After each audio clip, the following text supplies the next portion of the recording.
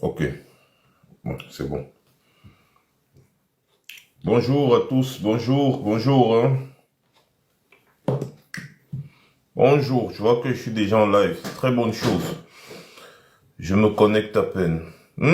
Josiane, oh, bien, merci beaucoup. Bien le merci et bien le bonjour à toi, Josiane. J'espère que tu vas bien, hein, ma mère. J'espère que tu vas très bien.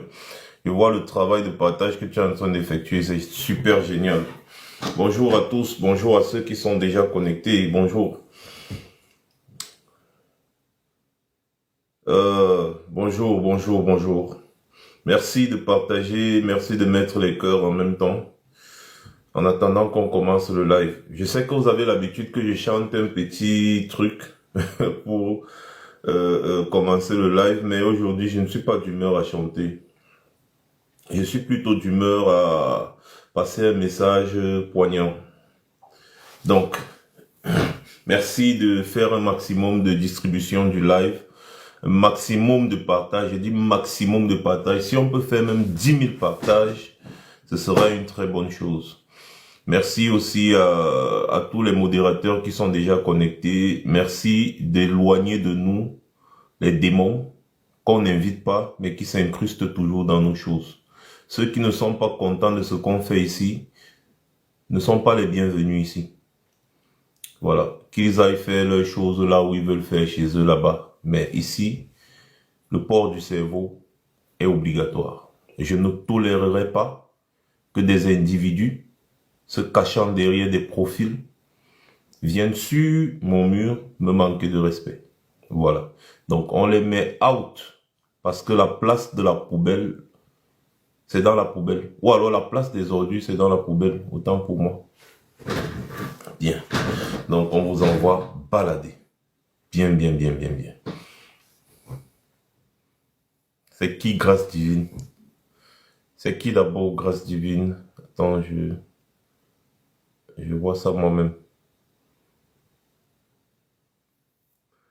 Bah, dans ce cas, tu bloques. Moi, j'ai déjà muté, hein, le live entier. Voilà, j'ai déjà muté. Donc, ne te dérange plus, Josiane. J'ai déjà muté les bêtises.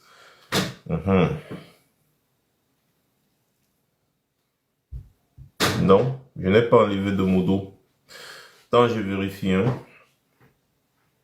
Tu es modo. Tu es modératrice propre.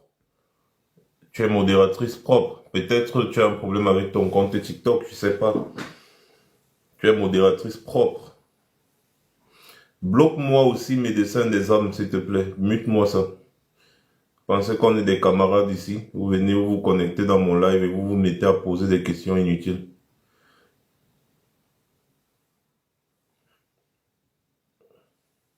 Donc, la lutte politique, ce n'est pas la camaraderie. Hein. La lutte politique, ce n'est pas la camaraderie. C'est ce que je répète aux gens tous les jours. La lutte politique, ce n'est pas la camaraderie. Bon, Josiane, déconnecte-toi et tu te reconnectes parce que je viens de vérifier. Tu es toujours modératrice. D'ailleurs, tu es la modératrice principale de cette page.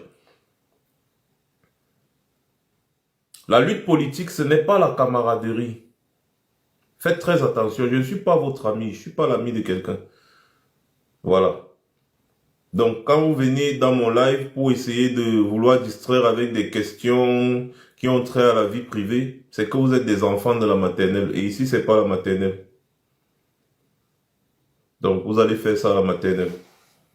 Alors, pour commencer, je vais vous préciser que le 28 mars prochain, dans quelques jours, il y a une grande manifestation à Munich. Bonjour Momo, d'ailleurs, on t'attend à Munich. Hein. J'espère que tu seras à Munich le 28 mars prochain pour la manifestation devant la société Veridos.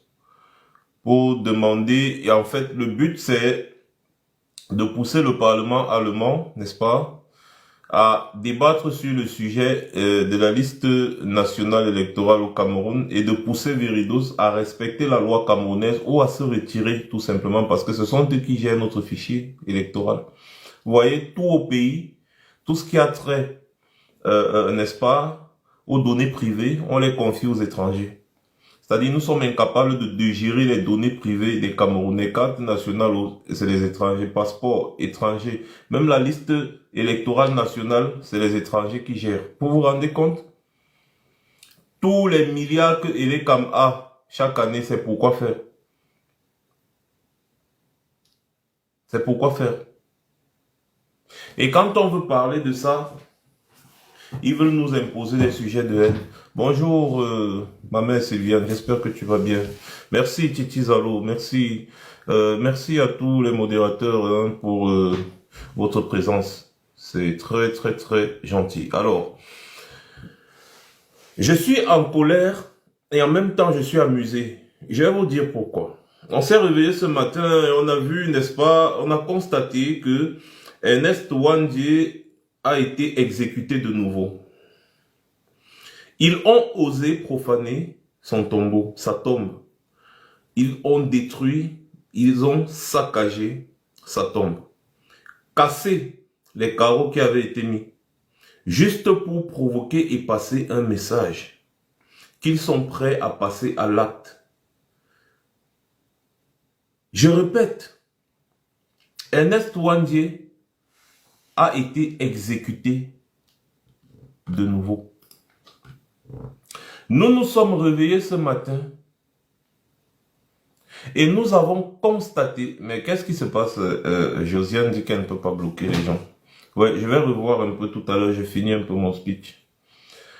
Nous nous sommes levés ce matin et nous avons constaté avec amertume que la tombe ou le tombeau du héros national Ernest Ouandie a été profané, saccagé par des voyous, dans le but certainement de provoquer ou de passer un message. Donc vous voyez tout le construit qu'il y a autour du discours de cet énergumène qu'on appelle Elimbi Lobé. Vous avez vu que tout ce construit est en train de se matérialiser. Cela ne se limite plus seulement aux paroles sur les plateaux de télévision, mais également par des actes. La haine qu'on est en train de construire au Cameroun contre le peuple bamileke, il faut le préciser, c'est un constat, c'est un fait. La haine qu'ils sont en train de construire au Cameroun contre le peuple bamileke se matérialise au fur et à mesure que le temps passe. Le dire, ce n'est pas exagéré. Au contraire, je minimalise même les choses parce que si je parle encore de haine aujourd'hui, c'est que je suis encore en train de minimaliser. En réalité, c'est une envie meurtrière contre des personnes juste à cause de leur appartenance ethnique ou tribale. Cela se fait au vu et au su de tout un chacun au Cameroun et sur le plan international. D'ailleurs, j'ai suivi une sortie de Kémy Séba où il était tellement remonté et en colère contre ce discours de haine tribale à l'encontre du président Maurice Kamto. Il précisait qu'il faut attaquer Maurice Kamto par rapport aux idées qu'il propose et non par rapport à son ethnie. Parce que ceux qui se comportent comme ça ne sont pas moins que, en fait, ne sont pas différents des animaux. Ceux qui s'attaquent aux gens à cause de leur appartenance ethnique ou tribale ne sont pas différents des animaux. Parce que c'est un comportement animalier. Pire même que des animaux, parce que les animaux ont une certaine classe comparée aux haineux tribalistes. Et donc le spectre du Rwanda est en train de planer au Cameroun. Il ne se limite pas, n'est-ce pas, à chasser des Camerounais d'une partie du Cameroun à cause de leur appartenance ethnique, mais ils vont jusqu'à profaner le tombeau d'un héros national qui s'est battu et qui a accepté de mourir pour la cause de son pays. Je vous rappelle ici que Ernest Ouandjé ne se battait pas contre les Camerounais, mais il se battait contre des Français. Contre les colons français. Allez donc m'appeler les gens qui disent tous les jours que Biya est un panafricaniste. Pourquoi est-ce que les gens que Biya a nommés sont en train de profaner le tombeau des héros nationalistes qui ont combattu contre le colon français, qui ont versé leur sang contre le colon français et qui sont morts pendant la bataille contre le colon français. Et pourtant, un héros comme André Blaise Essama a été emprisonné plusieurs fois juste parce qu'il déboulonnait les statues du colon français. Notamment la statue du général Leclerc et de tous ces colons français qui ont fait du mal au peuple camerounais. André Blaise Essama s'est donné pour mission de détruire toutes les statues et les monuments qui rappellent la France et les colons français qui mataient les Camerounais à l'époque. André Blaise Essama a écopé de plusieurs années de prison à plusieurs reprises. À plusieurs reprises. Parce que André Blaise Essama va dans une rue qui s'appelle par exemple la rue Général Leclerc. Il va retirer la plaque qui nomme la rue. Il dit cette rue doit s'appeler la rue peut-être Martin Paul Samba. On arrête André Blaise Essama, on le juge et on le condamne. Parce qu'il a dit qu'une rue au Cameroun doit porter le nom d'un héros camerounais au lieu de porter le nom d'un colon français. Pas une fois, pas deux fois. André Blaise Essama a déboulonné les statues des colons français pour mettre à la place de ces statues de colons français la statue, n'est-ce pas, de Djongo Foncha, un héros nationaliste camerounais. Il a été arrêté, il a été envoyé en prison. C'était la dernière fois où il était en prison, là, il y a de cela quelque temps. Et on va me dire qu'en réalité, Paul Biya est un panafricain. Voilà donc les gens que Paul Biya a nommés, qui sont en train de traiter un héros reconnu sur la planète africaine comme étant un héros en son temps parce qu'il a combattu farouchement le colon français. Je vous rappelle que les cibles d'Ernest Ouandjé, c'était les colons français. Dois-je vous rappeler que c'est un commandant français qui était le commandant du peloton d'exécution en 1971 à Bafoussam, lorsque Ernest Ouandjé a été exécuté devant plus de 40 000 personnes. Le président Maurice Kamto était présent dans la foule. Il s'en rappelle toujours comme si c'était hier, parce que c'était un acte d'une extrême cruauté. La décision de l'exécution d'Ernest Ouandjé ne venait pas moins de l'Élysée. C'est-à-dire que la décision de l'exécution d'Ernest Ouandjé venait de l'Élysée. L'Élysée a dit qu'on doit tuer Ernest Ouandjé et il n'y a pas de débat dessus. Et l'Élysée a mandaté, n'est-ce pas, quelqu'un, un Français, il s'appelle comment? C'était qui même encore celui-là? C'était Mesmer, je ne sais plus. Pour aller suivre cette affaire jusqu'à la fin. Et celui qui a conduit le commandant du peloton d'exécution, celui qui a conduit le commandement du peloton d'exécution, c'était un officier français. D'ailleurs, c'est lui qui a visé la dernière balle dans la tête d'Ernest Ouandjé. Au moment où Ernest Ouandjé, après avoir encaissé toutes les balles qui lui étaient destinées, avant de pousser son dernier souffle, a bien dit ceci. L'histoire dira que le combat soit continué par les autres. Que Dieu bénisse le Cameroun. Vive le Cameroun. C'était les derniers mots d'Ernest Ouandjé quand il était couché ayant encaissé toutes les balles qu'il a encaissées. Et ce commandant français qui commandait le peloton d'exécution est venu et lui a mis une dernière balle dans la tête devant plus de 40 000 personnes. une façon de dire aux Camerounais, soit vous vous taisez, soit vous subissez le même sort. Donc, rien que pour ça, chaque Camerounais devrait se sentir en colère. En colère. Parce que là, c'est votre identité qui est menacée. Au-delà de cette haine viscérale que ces gens construisent contre les Bamileke. Ces Bamileke d'ailleurs qui sont ce que moi j'appelle toujours le bouc émissaire. Ces Bamileke qui sont le bouc émissaire.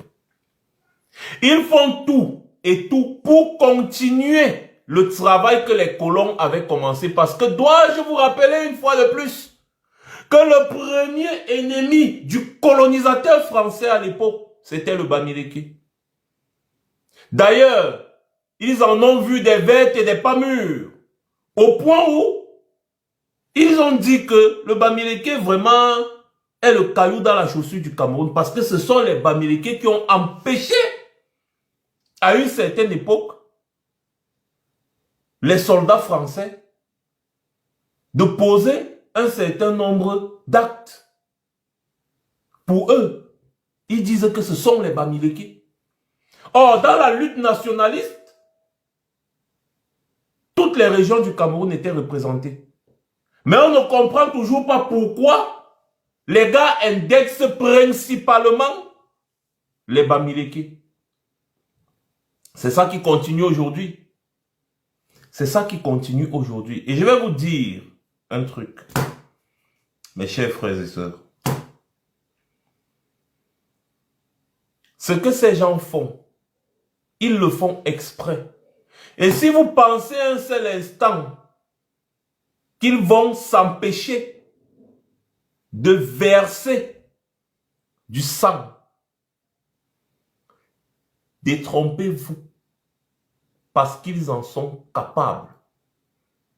Pour maintenir leur pouvoir, ils sont prêts à tout.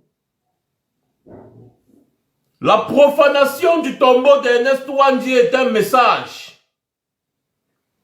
C'est une énième provocation dans le but de nous pousser à la faute. Sauf que nous avons lu ce jeu depuis. C'est pour ça que nous disons, ne réagissez pas.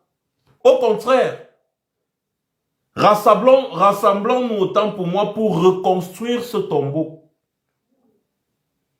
Parce que n'oubliez pas, si nous sommes toujours dans la réaction, surtout dans un moment aussi crucial, ça veut dire que ce sont les autres qui mènent la danse. Or, normalement, c'est nous qui menons la danse.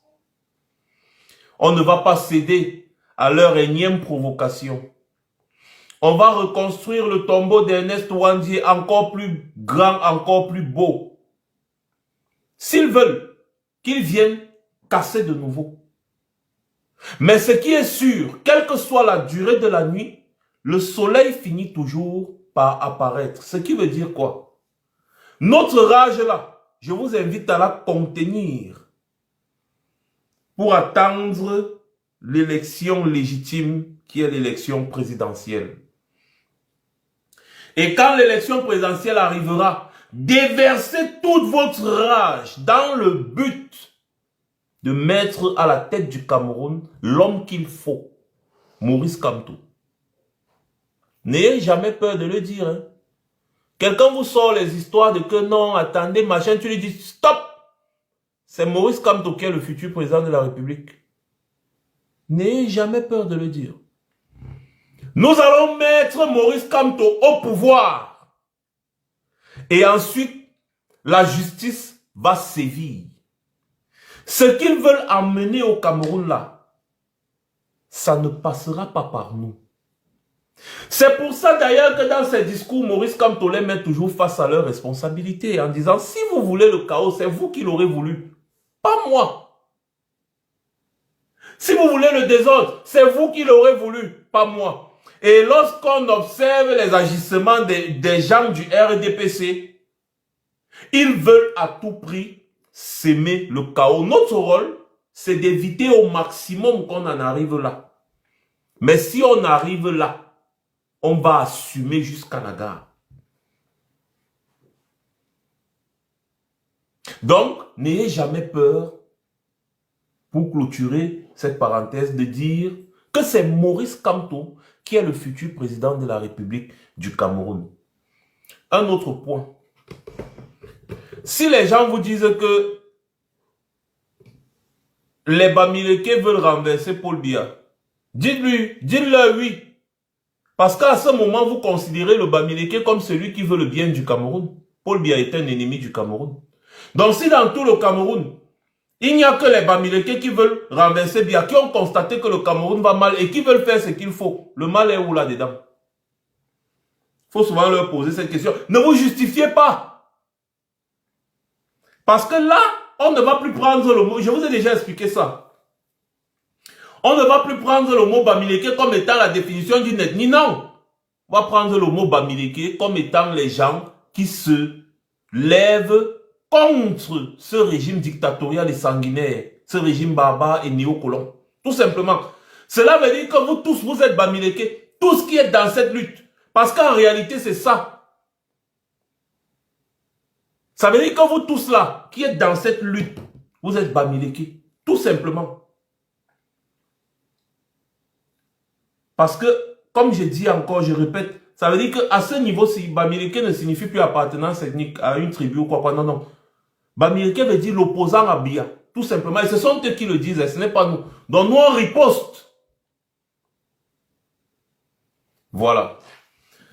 L'attaque du tombeau de Ernest Ouandié, organisée par ces gens, les Limbi qu'on a mis devant pour ce sale boulot et tout là, avait pour but, je sais que vous le savez, de nous faire réagir brutalement.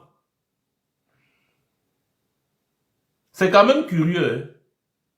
Des gens qui ont passé leur temps à torturer les Camerounais, à éliminer les Camerounais, nous accusent, nous qui n'avons jamais ôté la vie aux Camerounais, d'être ceux-là qui sont barbares. Et ce sont eux qui sont toujours dans la provocation. Hein. C'est-à-dire qu'on est resté là comme ça, là, pam, le matin on se lève, on voit qu'ils sont partis saccager le tombeau de Ernest Ouandié. Le tombeau de Ernest Ouandié vous a fait quoi? Le tombeau de Ernest Ouandié vous a fait quoi? Pour les Africains qui nous suivent, je vais un peu vous dire un truc. Qui était Ernest Ouandié? Je vous fais une petite lecture. Que chacun comprenne bien. Une petite lecture. Ernest Ouandié. Et vous allez comprendre. Ernest Ouandié était un leader de la lutte pour l'indépendance du Cameroun. Rien qu'à la première phrase là, vous avez déjà tout compris. Ernest Ouandié était un leader de la lutte pour l'indépendance du Cameroun dans les années 1950, qui a continué à résister au gouvernement du président Ahidjo après que le Cameroun ait obtenu une indépendance nominale par le président français Charles de Gaulle et le Parlement français le 1er janvier 1960. Je vous explique ce paragraphe pour que chacun d'entre vous comprenne bien. J'ai déjà eu à expliquer ça même sur Facebook et autres, mais je vais bien vous expliquer ce qui s'est passé en cette période-ci et pourquoi la lutte a continué. Aujourd'hui, vous faites face à ce que vous appelez la guerre en Amazonie. Est-ce que vous savez donc que pendant que le colon français et Ahidjo étaient en train de vouloir, c'est-à-dire quoi, déclarer une pseudo-indépendance du Cameroun qu'on avait appelé à l'époque la République du Cameroun, le Cameroun français francophone, les Oumniobé, eux, de leur côté se battaient, les Oumniobé, les Ernest Ouandié et consorts, de leur côté ne se battaient pas pour l'indépendance à ce moment-là, mais pour la réunification des deux parties du Cameroun qui avaient été partagées entre l'Angleterre et la France. Avant de parler d'indépendance, si le processus de Oumniobé, Ernest Ouandié et ses amis, ses camarades de lutte avaient fonctionné, on ne devait pas avoir la lutte, la guerre amazonienne qu'on a aujourd'hui. À l'époque, il y avait donc deux Cameroun. Cameroun francophone, le Cameroun anglophone. C'était le territoire camerounais qui avait été divisé avant, quand l'Allemagne avait perdu la guerre. N'est-ce pas, on a mis le Cameroun sous tutelle anglaise et anglo-britannique. Quand vous regardez le côté du nord-ouest et du sud-ouest du Cameroun, ça s'étendait jusqu'au nord, jusqu'au lac Tchad. Ça partait du fleuve Amba jusqu'au lac Tchad. C'était séparé en deux. Il y avait le Northern Cameroun et le Southern Cameroun. Et ensuite, il y avait l'autre partie qui avait été donnée aux Français on appelait à l'époque le Cameroun français, sous tutelle française. Ahidjo et ses amis français géraient cette partie du Cameroun-là. C'est-à-dire, c'était les André-Marie Mbida et tous ces gens-là. Ils géraient cette partie du Cameroun, cette partie du territoire camerounais, l'ancien Cameroun allemand qui avait été, c'est-à-dire une partie du territoire avait été donnée à la France et l'autre à l'Angleterre. Les Oumniobé que vous entendez, les Ernest Ouandjé, les Félix Moumi et consorts, à l'époque, étaient en train de se battre pour que l'ancien Cameroun qui avait été divisé là se réunisse d'abord, avant qu'on parle d'une indépendance. Que l'indépendance n'était pas la solution. Si une partie du territoire camerounais obtenait l'indépendance sans s'être réunie avec l'autre, ça devait être vraiment un Cameroun fractionné. Et donc les nationalistes, Ernest Ouandjé, Félix Moumié, Oumniobé, tous ces gens-là se battaient pour qu'on retrouve d'abord au moins la partie qu'on appelait Cameroun, parce qu'on avait le Cameroun francophone, franco-britannique, ou c'était le Cameroun oriental, je ne me trompe pas, et le Cameroun occidental. Mais comment est-ce que des gens peuvent aller travailler sur une indépendance sans réfléchir d'abord sur comment réunir les deux Camerouns qui avaient été divisés? Ça, c'était le travail que Oumniobé et Ernest Ouandjé étaient en train de faire. Mais les Ahidjo, comme ils étaient avares à l'époque, ils ont dit non. Nous, on ne regarde pas le côté anglophone. Nous, notre territoire, c'est le territoire que nous, on connaît là, au Cameroun francophone. C'est tout. Ils ont donc fait leur marmaille avec la France à l'époque. Et donc, c'est pour ça que vous entendez que le président français Charles de Gaulle et le Parlement français, n'est-ce pas, avaient donné une indépendance nominale au Cameroun. Et cette indépendance qu'on a eue le 1er janvier 1960, je vous rappelle encore, c'était le Cameroun, c'était occidental, oriental ou occidental, rappelez-moi encore, mais c'était le Cameroun français. Et ils ont appelé ça la République du Cameroun. Ça n'avait rien à voir avec le Cameroun anglophone. Donc vous voyez que c'était déjà un problème. Et les Ouandjé, les Oumniobé et consorts avaient compris la supercherie. C'est pour ça que la lutte a continué. Parce que leur lutte, c'était de réunir les deux Camerouns. C'était leur lutte. Mais pas dans les conditions qu'on a vues en 61, là, non. Il fallait d'abord réunir les deux Camerouns avant de proclamer l'indépendance. Ça aurait tout changé. Mais je dis, c'est quoi les chapeaux des westerns et tout. Merci beaucoup les gars. Ça devait changer beaucoup de choses dans l'histoire du Cameroun. Si on avait d'abord réunifié les deux Camerouns qui avaient été divisés avant de proclamer l'indépendance du territoire national. Cela n'a pas été fait. Et donc on a eu ce qu'on appelle une pseudo-indépendance d'une partie du territoire camerounais. Et c'est à ce moment-là que la lutte a continué. Parce qu'en réalité, c'était une pseudo-indépendance. Ce n'était pas une indépendance du tout, étant donné que la France continuait de gouverner le Cameroun à partir de l'Élysée. Via leur sous-fifre qui s'appelait à l'époque Amadou Ahidjo. La France continuait de dominer dans les institutions, partout au Cameroun. C'est la France qui prenait presque toutes les décisions. En fait, pas presque, qui prenait toutes les décisions à cette époque-là.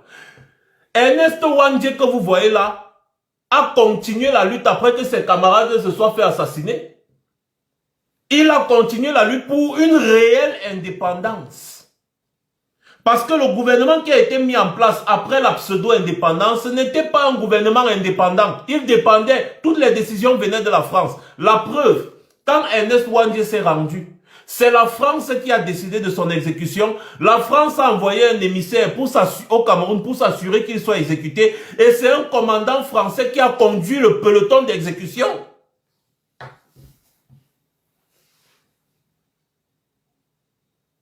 En 71, c'était plus précisément le 15 janvier 71 à Bafoussam. Donc ce sont les Français qui voulaient en finir avec Ouandjé parce que Ouandjé leur avait donné du fil à retordre. Le problème, c'est que les Français avaient donné une pseudo-indépendance au Cameroun, en fait, une indépendance nominale, comme vous entendez bien, nominale. Une indépendance nominale au Cameroun. Mais en réalité, au fond, c'est la France qui gérait tout. D'ailleurs, le problème anglophone, je vous ai expliqué. Je vous ai expliqué exactement ce qui s'est passé. D'un côté, vous avez, en 1960, la République du Cameroun qui obtient son indépendance le 1er janvier 1960. Et de l'autre côté, vous avez le Cameroun anglophone qui n'avait strictement rien à voir avec les accords français, que le Cameroun avait la France, que ce soit les accords militaires, les accords monétaires et tous les accords que vous connaissez là. Le Cameroun anglophone, le Southern et le Northern Cameroun n'avaient rien à voir avec les accords que la France avait signés avec ceux qui géraient le Cameroun francophone. Donc, ils ont obtenu l'indépendance. C'était 425 000 km², appelé la République du Cameroun. Quelque temps après, ils ont découvert qu'il y a le pétrole du côté du Cameroun anglophone, de Limbe et consorts. C'est à ce moment-là qu'ils ont commencé à réfléchir. La France a commencé à réfléchir que, mais donc je vais rater le pétrole là. Non, il faut qu'on trouve une stratégie pour récupérer cette partie du territoire camerounais. C'est comme ça qu'ils ont commencé les démarches. Le Northern et le Southern Cameroun, appelé le Cameroun anglophone, ont eu un référendum. On leur a demandé que, bon, vous voulez rejoindre le Nigeria ou rejoindre le Cameroun qui est déjà indépendant, la République du Cameroun. Le Northern Cameroun a décidé de rejoindre le Nigeria parce qu'il savait que les Français, c'est des malhonnêtes. Mais le Southern Cameroun, avec Django Foncha, ont décidé que non, nous on veut rejoindre plutôt nos anciens frères d'hier. Comment est-ce qu'on va aller au Nigeria et tout. C'est comme ça là que le Southern Cameroun, appelé le Cameroun anglophone aujourd'hui là, que vous appelez le nord-ouest et le sud-ouest là, c'était le Southern Cameroun. Ils ont donc rallié en 1961 la République du Cameroun pour former ce qu'on a appelé à l'époque la République fédérale du Cameroun. La constitution à l'époque était claire. Toute tentative de modification de la constitution, de la forme de l'État est irrecevable. La constitution était claire en 61. C'était le 1er octobre 1961. Vous voyez un peu? La constitution était claire à ce niveau. Et donc, de la République du Cameroun, qui avait obtenu son indépendance le 1er janvier 1960, plus les 50 000 km² qui l'ont rejoint en 61 pour former la République fédérale du Cameroun. Nous sommes arrivés en 72 où ils ont décidé de prendre cette partie du territoire du Southern Cameroun qui les avait rejoints, de le phagocyter et de faire ce qu'ils ont appelé l'unité nationale. Et donc ils ont dit, désormais c'est la République unie du Cameroun. Vous voyez que Southern Cameroun ou Cameroun anglophone était déjà en train de disparaître. Tout ce que je vous dis là, les Ouandjé et consorts avaient vu ça. Et c'est pour ça que les gars continuaient la lutte. Les Ouandjé et consorts avaient vu ça. Avaient vu tout ce schéma-là. Parce que après 72, quand Paul Biya arrive, c'est Paul Biya qui a travaillé sur tous ces dossiers. Parce qu'il avait été mandaté spécialement par la France. Avec une lettre de recommandation vers Aïdjo. En 1962, quand il est arrivé là, son dossier, c'était le dossier là. Il fallait récupérer cette partie du territoire du Cameroun anglophone qui avait du pétrole. C'est pour ça qu'en 1984, Paul Biya décide d'appeler le Cameroun la République du Cameroun. Au mépris de la Constitution, au mépris des lois. Et donc, on oublie dans l'histoire qu'il y a une partie qui a rejoint le Cameroun, quand en réalité, la République du Cameroun, c'est le Cameroun français de l'époque. qui ne comptait que 425 000 km². Aujourd'hui, on a la République du Cameroun qui compte 475 000 km² des poussières. D'où viennent les 50 000 km² et plus? Ça, c'était le combat des Wandjé parce que les Wandjé avaient vu tout ça. Les Wandjé avaient compris ce qui se passait. Les manigances qu'il y avait autour pour phagocyter les ressources du Cameroun. C'est-à-dire la France avait tout mis en œuvre. Tout mis en œuvre pour phagocyter les ressources du Cameroun. On est quitté d'un Cameroun francophone avec des accords avec la France, un Cameroun qui ne comptait que 425 000 km² à un Cameroun francophone qui compte 475 000 km². À qui on a imposé tous les accords signés par la France à l'époque. Comment est-ce que vous comprenez ça? Comment est-ce que c'est normal? Comment est-ce que c'est possible? C'était ça la lutte des Wandjé. Les Wandjé ne voulaient plus que la France ait quelque chose à voir avec le Cameroun. C'est pour ça que les Wandjé étaient en guérilla. Ils étaient dans le maquis. Ils combattaient farouchement la France. Les soldats français. Parce que tout ce plan-là était mis sur pied et ils étaient au courant de tout ça. C'est à cause de la France que le Cameroun est en guerre aujourd'hui dans sa zone anglophone. Parce que si on avait respecté les accords, si on avait respecté le processus initié par Oumniobé à l'époque, on n'aurait pas la guerre anglophone aujourd'hui. C'est-à-dire que travailler d'abord sur la réunification des deux territoires camerounais qui avaient été divisés, ensuite parler de l'indépendance. On n'aurait jamais eu la guerre anglophone qu'il y a aujourd'hui. La guerre anglophone qu'il y a aujourd'hui là, c'est une guerre voulue par la France. Et c'est ce que les Ernest Wandjé voulaient éviter. Donc quand les gens disent qu'on avait reçu l'indépendance, non, pourquoi ils étaient encore dans le maquis? Ils étaient dans le maquis parce qu'il n'y avait pas d'indépendance. Comment vous pouvez être un territoire uni? On vous divise en deux. On vous partage. Et un jour, vous vous levez, vous dites que, bon d'accord, nous on n'accepte qu'une partie de ce territoire qui a été divisé accède à l'indépendance sans l'autre partie du territoire.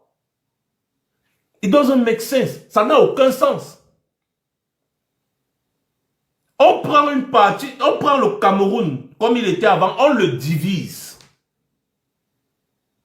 Et puis il y a une partie qui dit, ok, bon, même si on nous a divisé, ce n'est pas grave, nous on va seulement prendre l'indépendance. L'autre partie du Cameroun, on s'en fout. C'était une manière de céder, n'est-ce pas, ou d'abandonner une autre partie du territoire camerounais. Chose que les nationalistes, quand vous entendez le nom nationaliste là, vous pensez que c'est quoi? Chose que les nationalistes là ne voulaient pas. D'ailleurs, je vais vous rappeler que quand les gars se battaient, et qu'il fallait, n'est-ce pas, reculer pour mieux sauter, c'est du côté anglophone que les gars partaient se réfugier. Hein. Parce que la France et les Haïdjo n'avaient pas le droit de traverser la frontière pour aller au côté du Cameroun anglophone. C'est de ce côté-là que les gars trouvaient refuge. C'est de ce côté-là que les gars s'exilaient. Donc, vous imaginez que les gars travaillent également avec les leaders anglophones là, dans le but de réunir notre territoire camerounais qui avait été divisé par les colons. Avant de parler d'indépendance, l'indépendance ne fuyait pas. Ça ne fuyait pas. Il fallait réunir les deux territoires du Cameroun. Alors quand les Limbe-Lobé viennent nous raconter les histoires à dormir debout, que pourquoi ils ont continué la lutte alors qu'on avait eu l'indépendance, posez-leur les questions de savoir quelle indépendance. Quelle indépendance?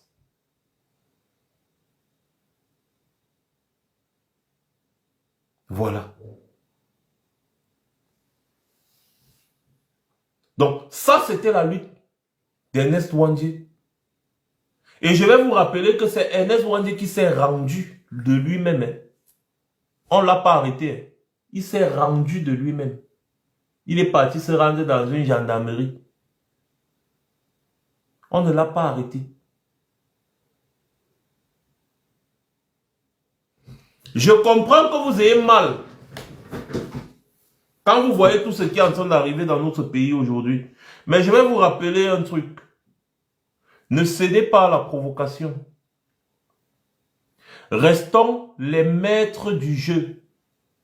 Quand tu es un joueur de dames, tu dois toujours être celui qui contrôle le jeu.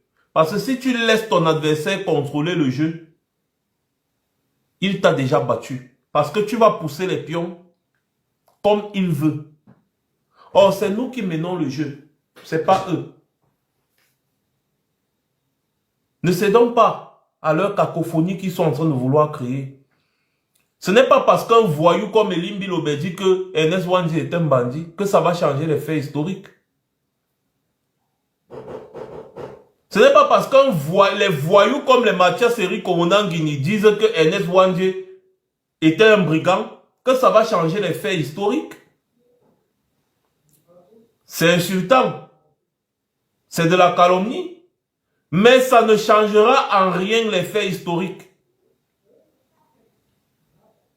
Et apprenez souvent à expliquer à ces gens que pour parler des héros nationalistes, des vrais héros nationaux, il faut être d'abord soi-même une personne qui a déjà prouvé quelque chose. Je vous demande un truc. Elimbi Lobé travaille quoi? Mettez les cœurs. Mettez les cœurs là. Parce que j'ai l'impression que vous ne tapotez pas assez. Mettez beaucoup de cœur d'abord avant qu'on continue. Sinon, un modo coupe d'abord les commentaires. Parce que j'ai comme l'impression que les commentaires vous empêchent de tapoter. Elimbi Lobé travaille quoi?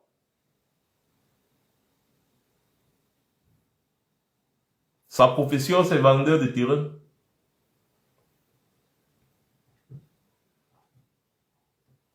Remettez les commentaires dans 2 minutes quand ça aura atteint au moins déjà 50K. Ouais, quand on empêche les gens de commenter comme ça, là, ils ont la rage. C'est juste pour que vous puissiez tapoter. C'est tout.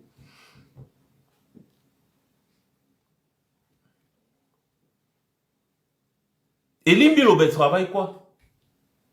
Il travaille dans quoi? C'est un vendeur de terrain. Remettez les commentaires, s'il vous plaît. Remettez les commentaires. Parce que moi-même, j'ai mal à la place des personnes qui aiment commenter. Remettez les commentaires, je vous en prie, les modos.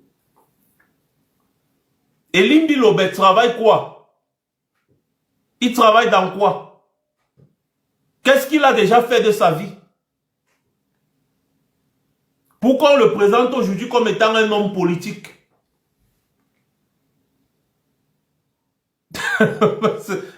Voilà. D'autres disent que c'est un témoin de Jéhovah. D'autres disent que c'est un joueur de TSC. Voilà. Donc si vous laissez les gens comme ça mener la danse du débat politique et vous suivez, mais ça veut dire que vous êtes foutus. Hein? Ça veut dire que nous sommes foutus.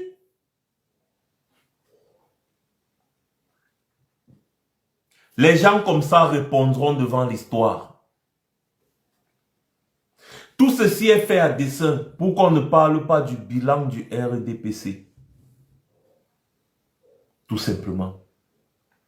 Pour qu'on ne parle pas du bilan du RDPC, il faut s'aimer la haine tribale, la zizanie, vandaliser les boutiques des gens, chasser les gens d'une zone du Cameroun, faire du sale, juste pour qu'on ne parle pas du bilan. Si leur bilan était positif, même à 20%, les gars devaient quand même venir nous exposer sur la table que bon, vous voyez, nous on avait fait ceci, on a fait cela, c'est monté, c'est descendu. Qu'est-ce que Paul Biya et son régime ont fait pour le Cameroun? Si ce n'est le piller. Même un stade qui porte son nom, il a été incapable de réaliser. Après avoir endetté le Cameroun jusqu'à...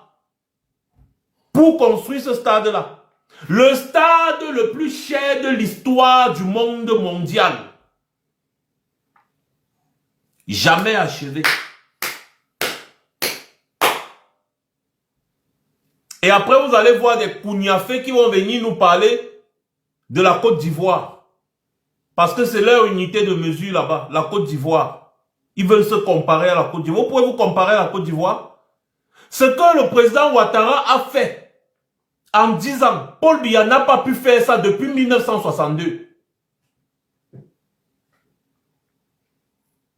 Depuis 1962, Paul Biya a été incapable de réaliser les 2% de ce qu'Alassane Ouattara a fait en 10 ans, 15 ans.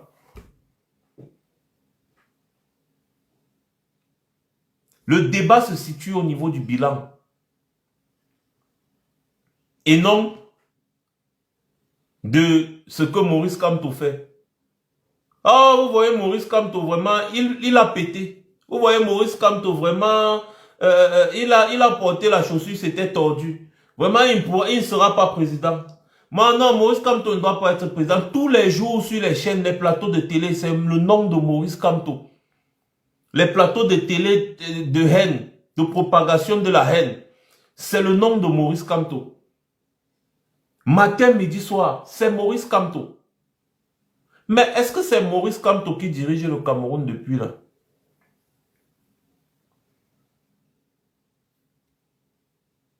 Est-ce que c'est Maurice Kamto qui dirige le Cameroun depuis?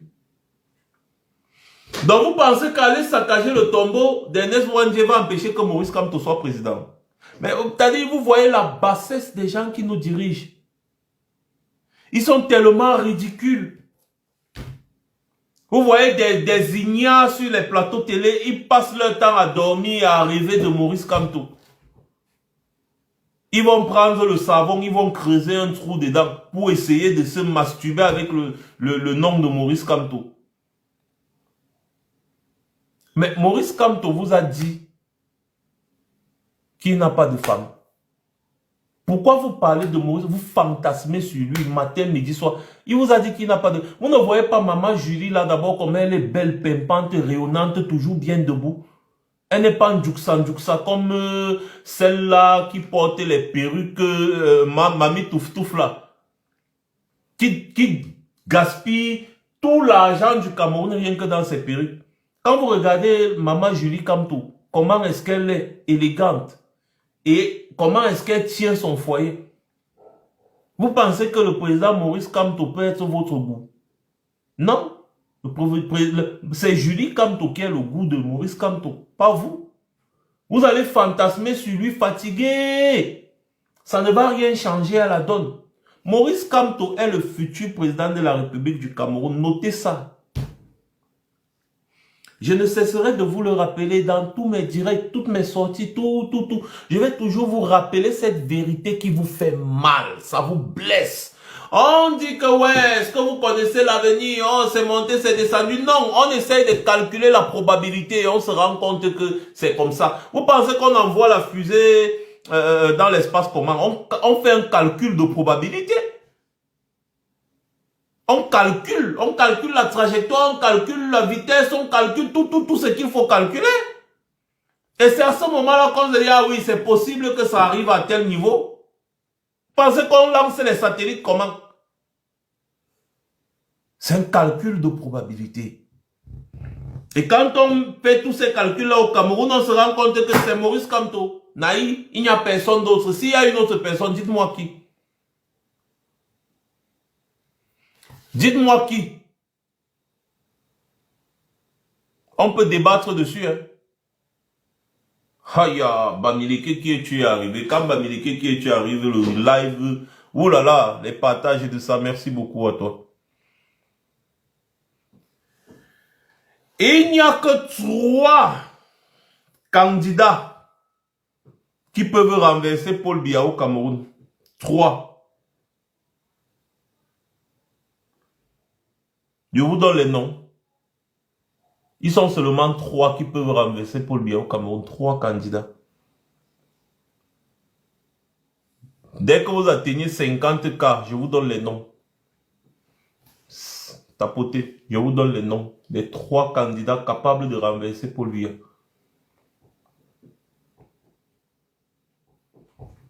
Seulement 3. Il n'y a pas plus.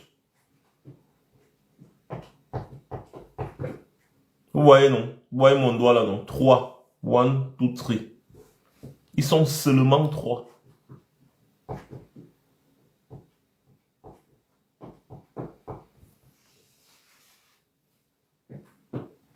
Ils sont seulement 3 au Cameroun capables de renverser Paul Biya.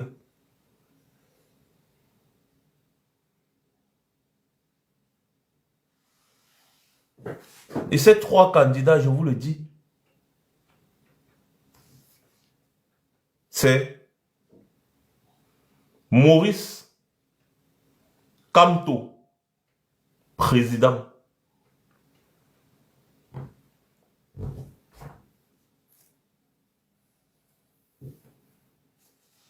C'est la Sainte Trinité.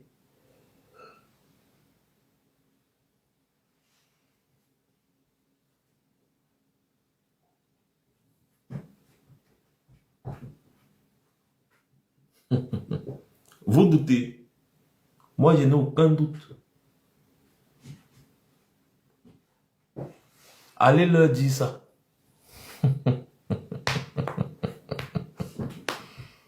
Oui, je sais que les deux premiers pouvaient être faciles, mais le troisième était compliqué. Merci beaucoup, la girafe. Merci beaucoup, Noir c'est noir, Noir c'est noir. Ah, la girafe, ça sert à quoi? Je ne sais pas, bref. Merci beaucoup à vous.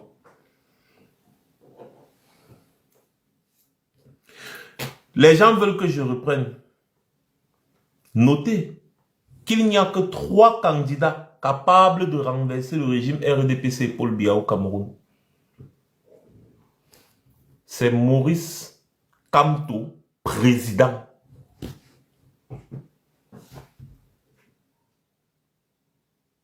Hein, la girafe, c'est 200 €. Quelqu'un vient de me donner 200 €. Merde. Ah, merci beaucoup. On en aura besoin pour la lutte. C'est gentil, les gars. Merci à toi, vraiment. Waouh, 200 €. Massa. Moi-même, là, il ne pèse pas petit. Hein. Allez leur dire ça. C'est la Sainte Trinité. Maurice Kamto, président. C'est ça, là. Je vous dis, mettre le hashtag. Maurice Kamto, président. Voilà la Sainte Trinité qui va renverser le régime Biya et reconstruire le Cameroun. Mon frère El Jackson, tape aussi le ici, même si ce n'est pas 200 €, ton problème c'est quoi? Moi, c'est 200 €, ça me fait plaisir. Ça me fait chaud au cœur. C'est quoi votre problème? On t'a demandé si ce n'est pas 200 €. Moi, je sais que c'est 200 €, ça me fait plaisir, chaud au cœur. Merci beaucoup. Voilà. Quand les gens donnent avec le cœur, quel que soit ce qu'ils donnent, c'est très gentil. Je ne savais même pas que c'était un cadeau. Je croyais que c'était un truc, mais comme c'est un cadeau, je reçois. C'est une bénédiction. Maurice Kamto, président, c'est le hashtag du moment. Allez voir. Je vous ai dit que le hashtag là allait être viral partout. C'est le hashtag du moment et ça fait paniquer le régime Biya. Ça les fait paniquer. C'est pour ça que les gars se lèvent, ils envoient quelques voyous aller détruire le tombeau d'Ernest Ouandjé. Je vous dis les gars, on va mettre même 2 millions. Je dis bien 2 millions. Bon, 2 millions c'est quand même beaucoup pour mettre un tombeau bien. Même 1 million. On va mettre 1 million. 1 million c'est 1500 €. On va mettre 1 million. Construire le tombeau d'Ernest Ouandjé là avec sa photo encore. Une grande photo. Hein? On va mettre, on met 1 million sur la table. On construit ça bien propre. Même avec, je pense que même 1 million, ça peut faire ça bien, non? Hein, les gars, répondez-moi, 1 million, ça peut bien faire ça, non? On va bien construire ça. Bien construire, bien mettre ça, une grande photo. Comme ça, les enfants qui vont passer là-bas, on va mettre une belle photo sur un mur qu'on aura créé à cet endroit. Hein? On met une jolie pierre tombale en marbre. Ils méritent ça. Ils méritent. On va leur montrer que l'antidote de la haine, c'est l'amour. Nous sommes amoureux de nos nationalistes.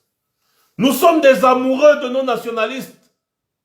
C'est grâce à eux que nous vivons aujourd'hui. C'est grâce à eux que nous continuons cette lutte qu'ils ont commencée. D'ailleurs, c'était les derniers mots d'Ernest Ouandjé. Il avait dit que le combat soit continué par d'autres. C'était ses derniers mots. Donc nous continuons ce combat. Voilà. Ernest Ouandjé, il mérite ça. Et en voulant salir ce héros, ils vont l'élever davantage. Est-ce que vous savez qu'à une époque, au Congo là-bas, on voulait aussi malmener le nom de Patrice Lumumba. D'ailleurs, le nom de Thomas Sankara, bonjour Yola Sport, était malmené au Burkina Faso par un individu que vous connaissez très bien ici, qui s'appelle Franklin Nyamsi, et sa bande et la bande à Compaoré. Les gars disaient que Thomas Sankara était un bandit, exactement comme Elim Bilobé dit aujourd'hui que Ernest Ouandji est un bandit. C'est ce que Franklin Nyamsi disait aussi, que Thomas Sankara était un bandit et qu'il méritait ce qui lui est arrivé. Ah oui! Ah oui! C'est ça. Comment vous faites pour permettre à des cervelés comme ça là, de venir dans mon live pour dire des énormités? Attendez, ne le mutez pas encore. Je voulais d'abord le capturer. Oh là là.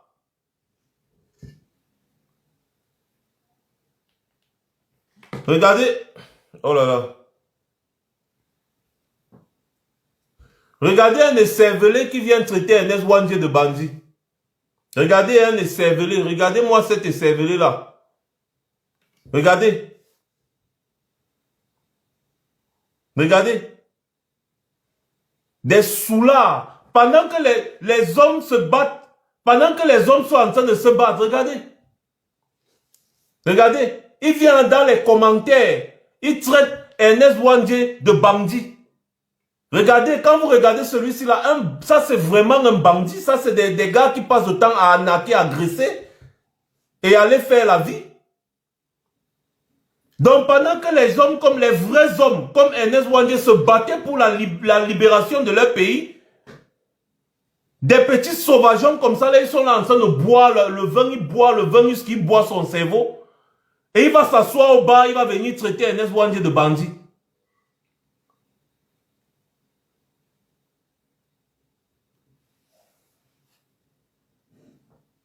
Quand ses enfants vont lui demander qu'est-ce que tu as accompli demain, il leur dira quoi? Et demain, on va aller le retrouver dans sa chambre quelque part mort là-bas à cause d'une cirrhose de foie. Avec le corps en décomposition. Je souhaite que ceci vous arrive.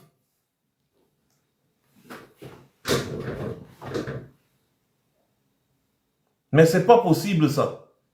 Mais un pays où les gens blaguent avec tout, tu t'attaques à un nationaliste, à un héros national aux États-Unis, tu ne dors pas vivant. Tu ne dors pas vivant. Tu vas sortir de là où tu parlais là comme ça, là, un Américain vient, il te met une balle, bang, il t'a témé. Une fois, même dans les pays arabes là, c'est comme ça. Tu blagues, on te témé une fois, on ne réfléchit pas 2 secondes. On ne s'amuse pas avec les hommes comme ça qui ont lutté contre le colon. Vous savez combien de Camerounais ont perdu la vie? On a déversé, le colon français a déversé le gaz napalm sur des villages et des villages, tuant des parents, des enfants, des femmes.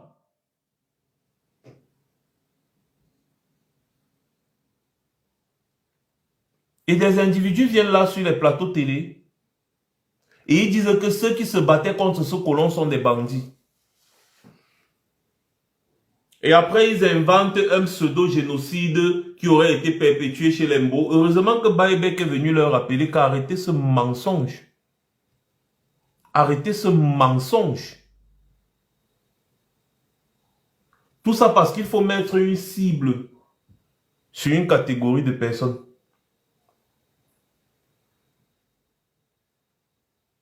Mais tout ça va finir.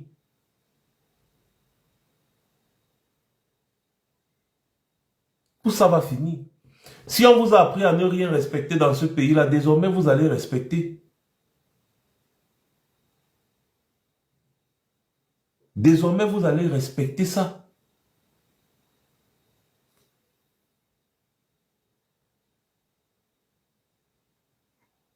Mais comment quelqu'un qui a été muté, qui a été muté parvient encore à commenter? TikTok est dans le démo aujourd'hui ou bien je ne comprends pas. Bon, moi je bloque alors une fois les bêtises là. Comment quelqu'un qui a été muté parvient encore à commenter? Je ne comprends pas ça.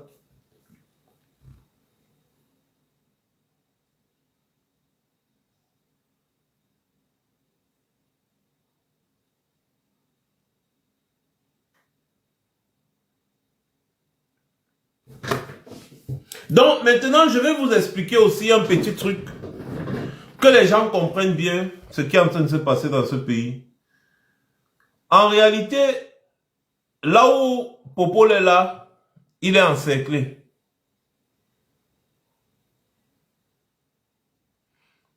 Popol est encerclé parce que les gens qu'il a nommés ont décidé de ne plus respecter ses décisions. Popol avait réhabilité Ernest Ouandjé en 91. Il y a une loi au Cameroun qui réhabilite les Ernest Ouandjé, qui reconnaît leur lutte nationaliste, signée par Popol.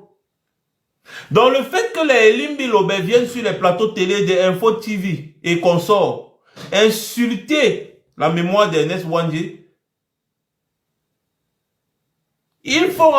en même temps, ils crachent sur la loi, le décret qui a été signé par Paul Biya.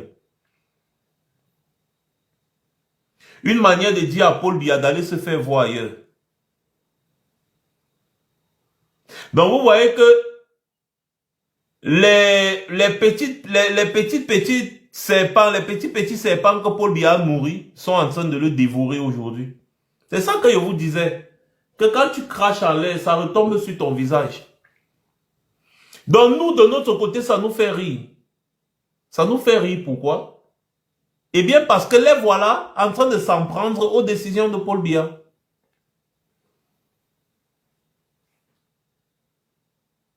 Et on dit, bah voilà, les gars commencent déjà à se manger entre eux. Vous n'allez pas nous distraire, au contraire, vous allez mettre le peuple camerounais contre vous.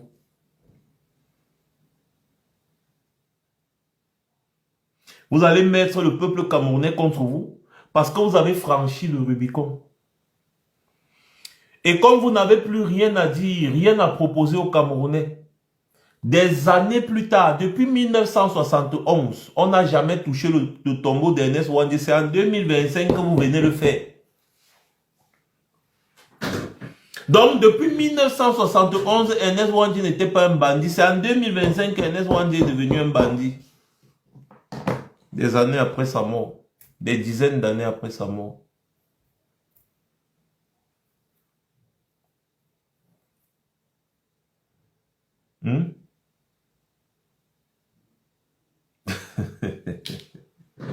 C'est entre vous. C'est entre vous. Vous allez vous cogner entre vous. C'est entre vous. Votre président que vous dites soutenir a dit que Ernest Ouandjé c'est un héros national. Vous venez dire que c'est un bandit.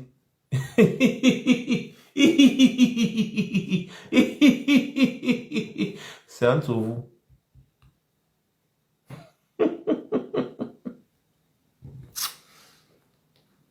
Parfois, je reste souvent comme ça, je regarde des choses du Cameroun, je me dis que qu'est-ce que je vais même encore dire?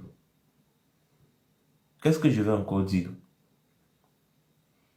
Parce que, en réalité, quand c'est déjà l'heure du changement, même les actes de conservation deviennent des actes de changement. C'est Bassirou qui dit souvent ça. Il a raison. Parce que quand vous regardez le comportement de ces gens aujourd'hui, tous ces gens-là, les meilleurs, les Limbi Lobé, ils sont incapables de mettre l'hypothèse sur la table selon laquelle le régime Biya peut tomber. C'est-à-dire, ils sont incapables de se dire, hey, et si le régime là tombe, on fait comment? Ils ont mangé un argent qui les dépasse. Et aujourd'hui, on apprend qu'ils ont débloqué 100 milliards pour organiser les manifestations au Cameroun contre la brigade anti-Sardina. Il n'y a pas l'argent pour mettre les couveuses dans les hôpitaux. Hein. Mais ils vont sortir 100 milliards pour organiser des manifestations contre la basse.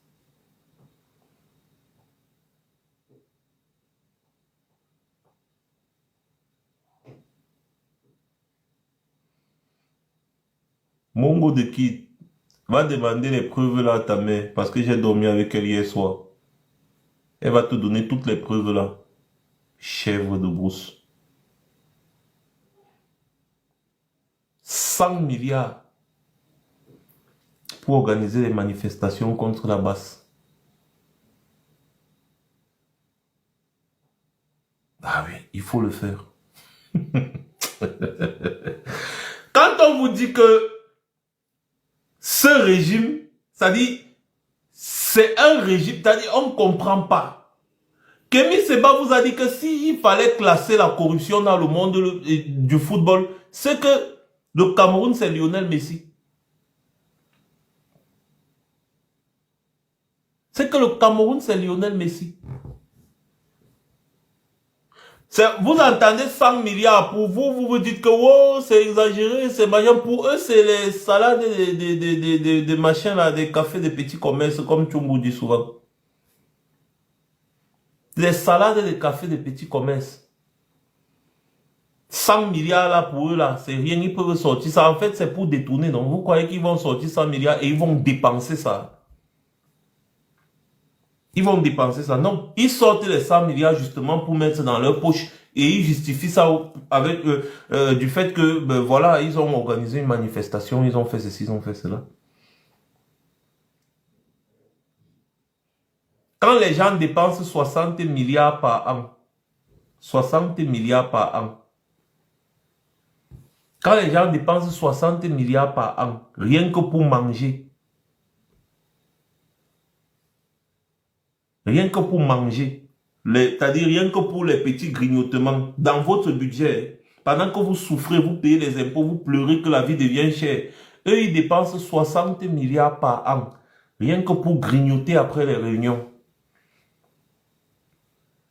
Donc plus d'1 milliard par semaine, rien que pour grignoter après les réunions. Donc vous croyez un seul instant que...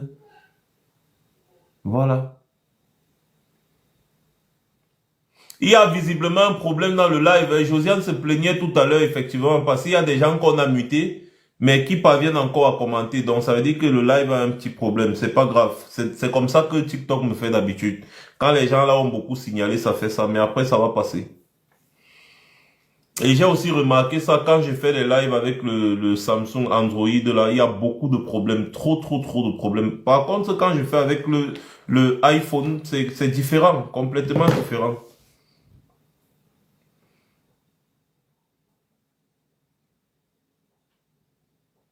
Ben oui, ils ne vont pas mettre les couveuses dans les hôpitaux, mais ils vont sortir 100 milliards pour organiser les manifestations.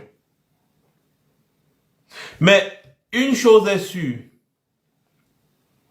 une chose est sûre. Vous voyez les enfants comme les Steve Fa, par exemple. En fait, il ne sait pas ce qui va lui arriver demain. Il ne sait pas.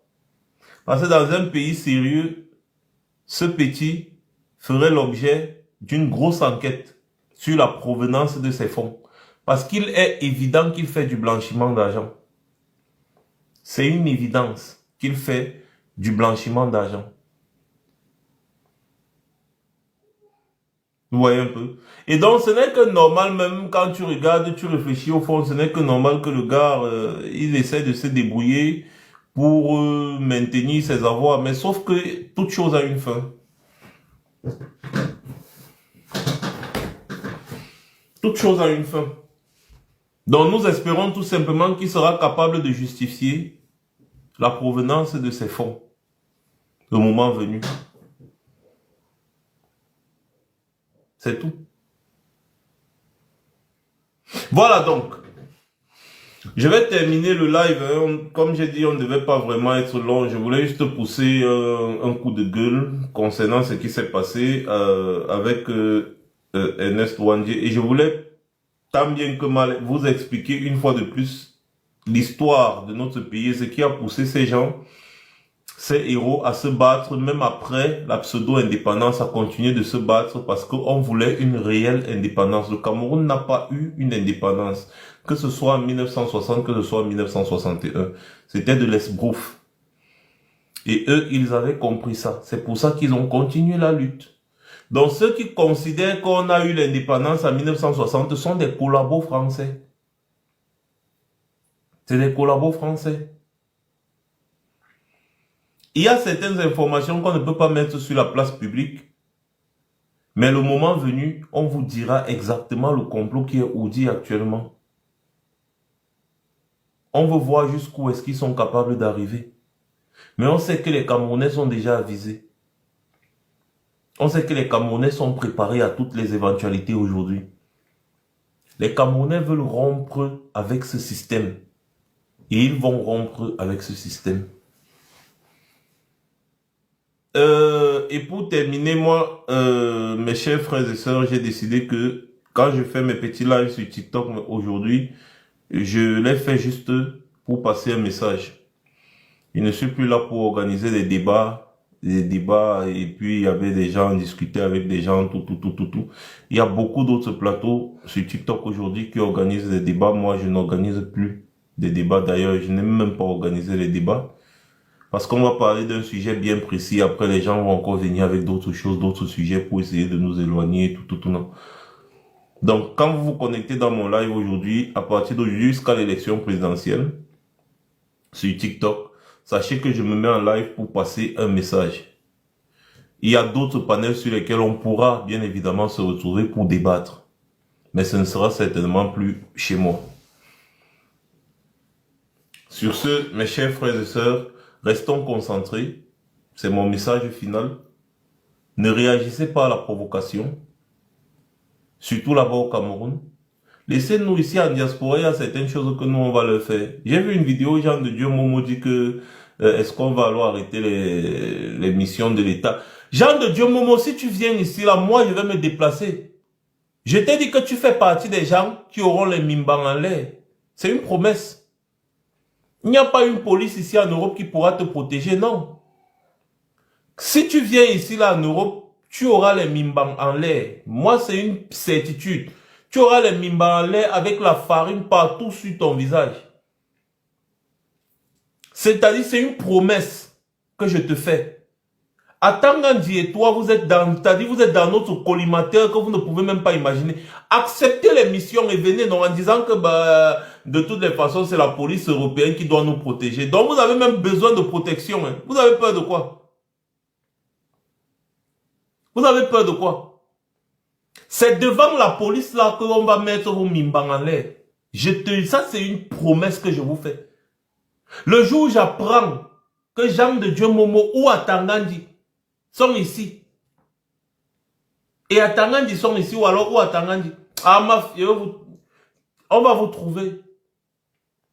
Vos photos vont circuler partout. Parce que vos photos vont circuler partout avec les mimbans en l'air.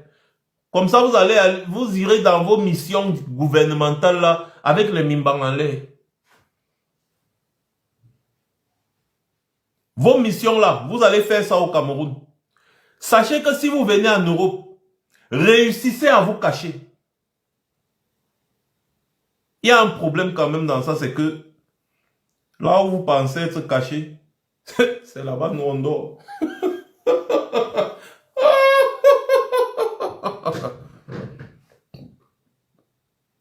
Attention. Attention. C'est bien comme vous savez aujourd'hui que nous ne sommes pas des anges. C'est bien comme vous connaissez ça. Attention. Si vous voulez faire la une des journaux, venez en Europe. On va vous recevoir à votre juste titre de bouffon que vous êtes. Un bouffon ne doit pas être habillé. Un bouffon doit être nu, enfariné. Parce que le poisson, c'est bon avec la chapelure. Et nous, on a de la chapelure pour vous embaumer là. Voilà. Donc tu fais la vidéo pour dire que de toutes les façons, c'est la police qui va nous protéger. Si la police n'a pas pu protéger Biya, jusqu'on a demandé à Biya de partir, c'est vous que la police va protéger parce que vous leur servez à quoi? Vous leur servez à quoi? Pour que la police se mobilise ici pour vous protéger. Vous leur servez à quoi?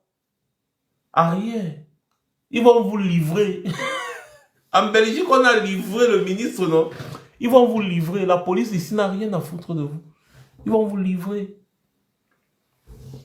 Voilà. Donc, les gars, restez concentrés, surtout là-bas au Cameroun. Inscrivez-vous sur les listes électorales et préparez-vous pour la course. Préparez-vous pour la course. Parce que le moment venu, on va courir.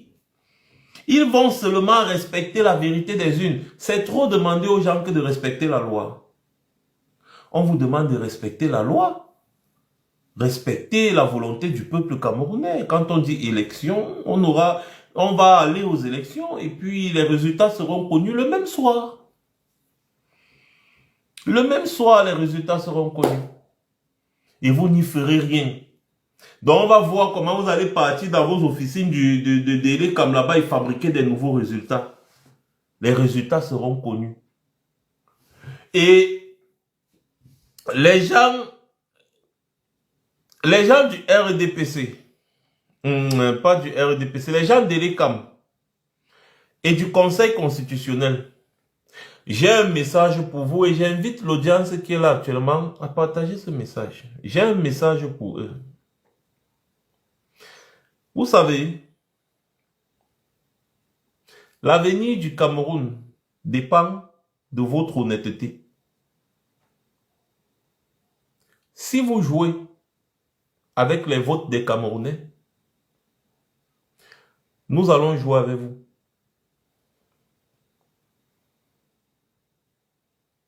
Si vous jouez avec le vote des Camerounais, nous allons jouer avec vous. Commençons par Eric Essoussé. Si tu veux prendre ça comme des menaces, c'est ton problème. Mais j'espère que tu tiens à ta famille. J'espère que tu tiens à tes proches. Donc, on veut la vérité des urnes. C'est-à-dire que les élections doivent se passer en toute transparence, au vu et au su de tout le monde. Vous devez permettre à tous les Camerounais présents autour et dans les bureaux de vote de filmer les résultats pendant le dépouillement. Si une autorité aux alentours d'un bureau de vote veut déranger, tout ce que nous demandons aux électeurs, c'est de nous envoyer sa photo. Nous, on va traiter son faux. Vous n'allez pas jouer cette fois-ci avec l'avenir des Camerounais. Ce sera à vous de choisir. Si les Camerounais vous choisissent, c'est bien. Ça veut dire que les Camerounais aiment leurs conditions de vie. Nous, on n'aura pas d'autre choix que d'accepter ça. Et continuer à vivre notre vie tranquillement. Mais si les Camerounais choisissent un autre candidat et que vous voulez tripatouiller, à ce moment-là, vous allez créer quelque chose que vous allez regretter toute votre vie et vos proches avec. Donc, j'invite vos proches à vous sensibiliser. J'invite vos proches à vous sensibiliser. J'ai suivi une interview de la fille de Ange Félix Patassé qui est en train de raconter comment son père, ceci, machin, patati, patata. À l'époque, elle était petite pour sensibiliser son père. Sensibilisation. Sensibilisez vos parents qui sont dans l'ECAM, qui sont dans le Conseil constitutionnel. Ceci vous concerne aussi. Sensibilisez-les. J'espère que vous ne voulez pas subir ce qui adviendra si jamais vous jouez avec les voix des Camerounais.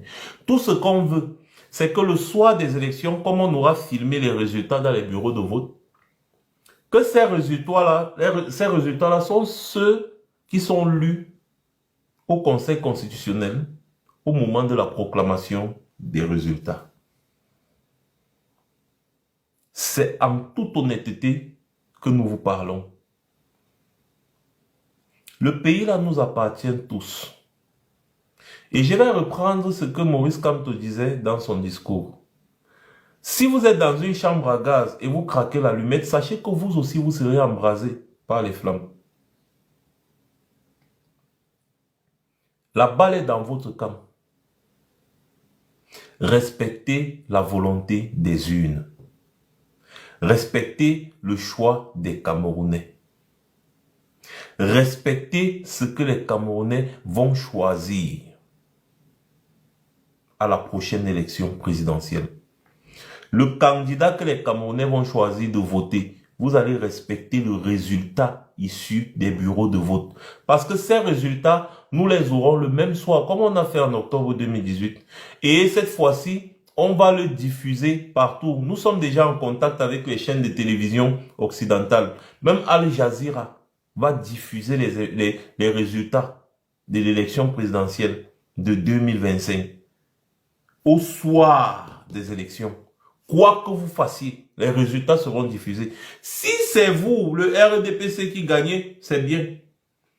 Mais si les résultats qui sont diffusés là, c'est une autre personne que le RDPC qui a gagné, on vous demande de respecter.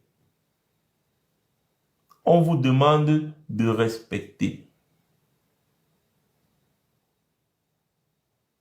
Si vous essayez de tripatouiller, vous n'allez pas nous voir venir. Vous n'allez pas nous entendre arriver. Mais on sera là. Et la vérité des urnes sera dite, quoi qu'il advienne. Mais quel est ce pays où on doit forcer les gens à être honnêtes? Quel est ce pays où on doit forcer les gens à être transparents? Quel est ce pays où ce sont les gens qui demandent l'honnêteté qui sont pourchassés? Mais ça veut dire que nous sommes dirigés par des bandits.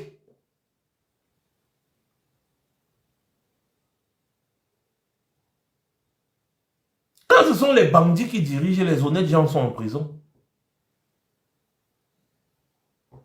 Donc en fait, nous on est en train de parler là, c'est un peu comme si on est en train de dire quelque chose de tellement mauvais. Alors que tout ce qu'on demande, c'est de respecter le processus électoral. Tout simplement.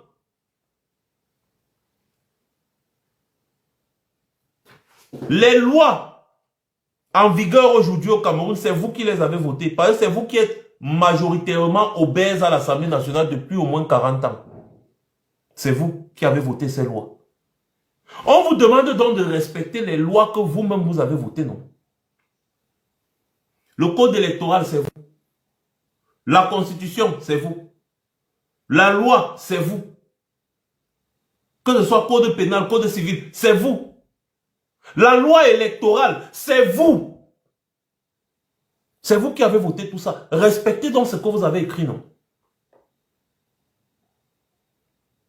À quel moment nous on devient dangereux quand on vous demande de respecter la loi que vous-même vous avez promulguée? On vous a demandé de changer certains points. Vous avez dit non, c'est bon. Vous dites que c'est bon, non? Respectez alors ce que vous avez écrit. On devient les mauvais. Parce qu'on vous demande d'être honnête. Vous serez seulement honnête. On sait que vous avez grandi dans le banditisme. Vous avez fait du banditisme une normalité. Vous avez écarté la norme pour normaliser l'écart. Mais là, on va revenir à de bons sentiments. Que vous le vouliez ou non. C'est ce qui va se faire dans ce pays-là. À une époque, le Cameroun était une référence positive en Afrique. Et nous comptons bien refaire du Cameroun une référence positive en Afrique. Sur ce, passez une bonne soirée, c'était Max Senior. Je reviendrai très certainement.